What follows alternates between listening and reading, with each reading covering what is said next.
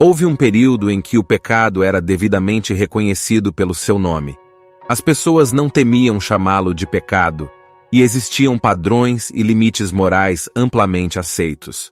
Os princípios divinos eram conhecidos e respeitados, e comportamentos e atividades considerados pecaminosos eram desaprovados. Naquela época, a sexualidade era considerada algo privado e restrito ao casamento, e desviar-se disso era impensável. Embora ao longo da história as pessoas tenham se envolvido em comportamentos pecaminosos, isso nunca foi algo a ser celebrado e glorificado como ocorre atualmente.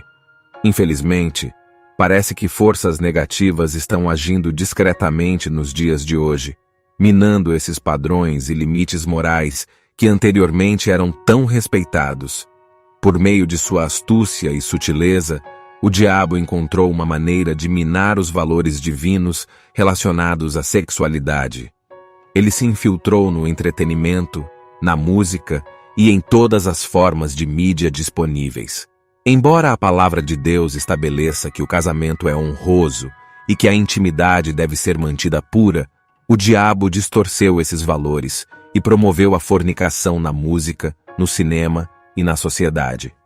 Atualmente, o adultério é visto como algo aceitável em muitos casos amorosos, e Satanás enganou as pessoas, fazendo-as acreditar que o sexo fora do casamento não é mais um pecado. Suas mentiras têm levado muitos a crer que não há nada de errado em ter múltiplos parceiros sexuais sem qualquer consequência ou sentimento de vergonha. Caros amigos, estamos vivendo em uma época em que o pecado sexual tem sido normalizado pelo diabo. Por essa razão, gostaria de chamar a atenção para 4 consequências do pecado sexual que precisamos considerar seriamente. Se você apreciou este vídeo e deseja receber mais conteúdo inspirador, não se esqueça de se inscrever em nosso canal.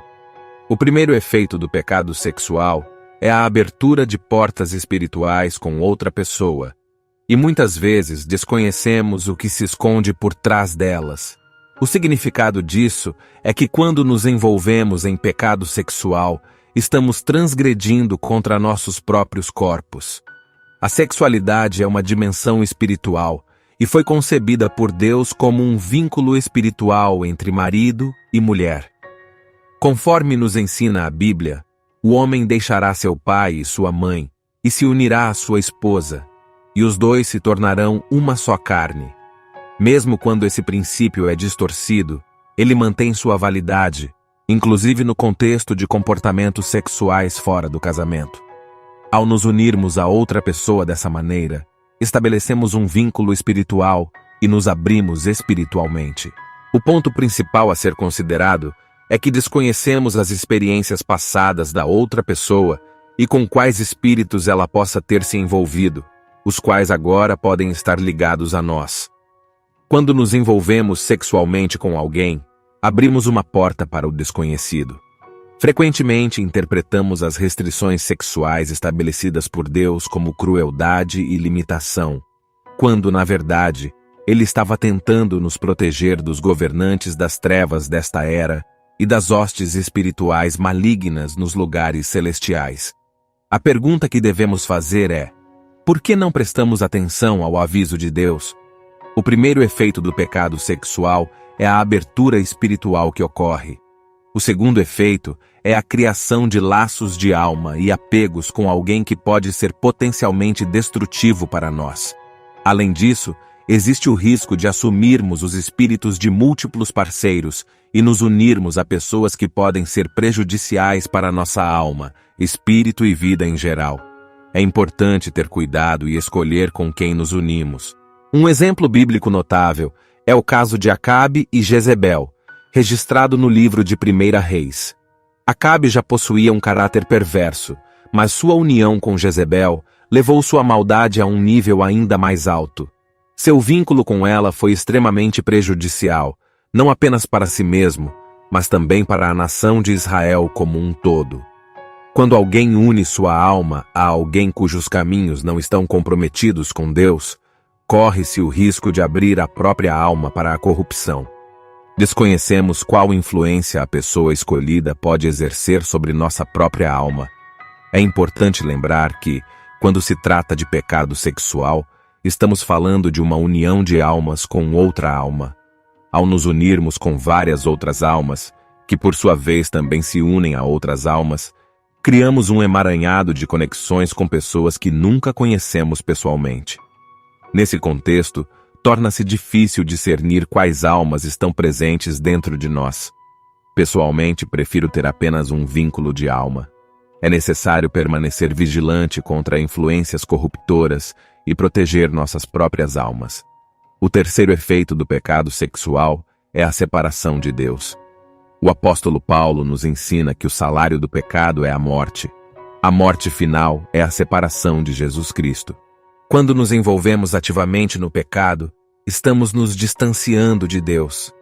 Ao escolhermos nos afastar dele, estamos optando por caminhar em direção à morte. Pessoalmente, prefiro escolher a vida em vez da morte. A busca por alguns momentos de prazer não vale uma eternidade de dor.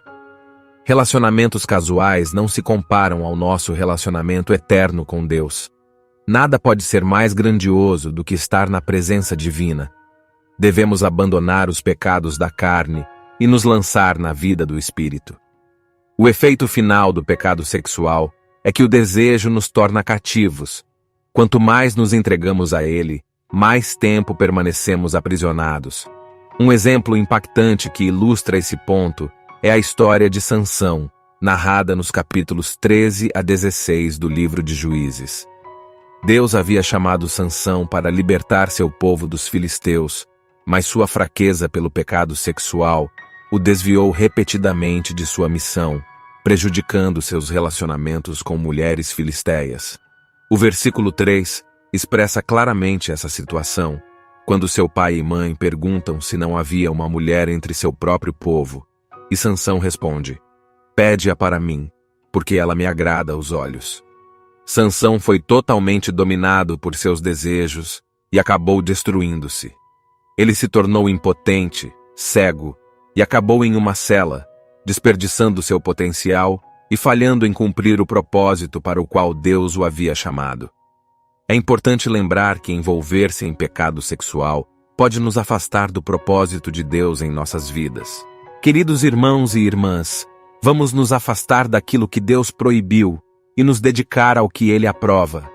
Não devemos esquecer que Deus não nos deu essas regras para serem difíceis ou cruéis. Ele as deu para nos poupar de problemas, sofrimento e dor. Portanto, devemos prestar atenção à palavra de Deus e fugir da imoralidade sexual. Devemos nos arrepender e sermos purificados pelo sangue de Jesus Cristo. Vamos viver na pureza, buscar a santidade e seguir Jesus. Que Deus os abençoe grandemente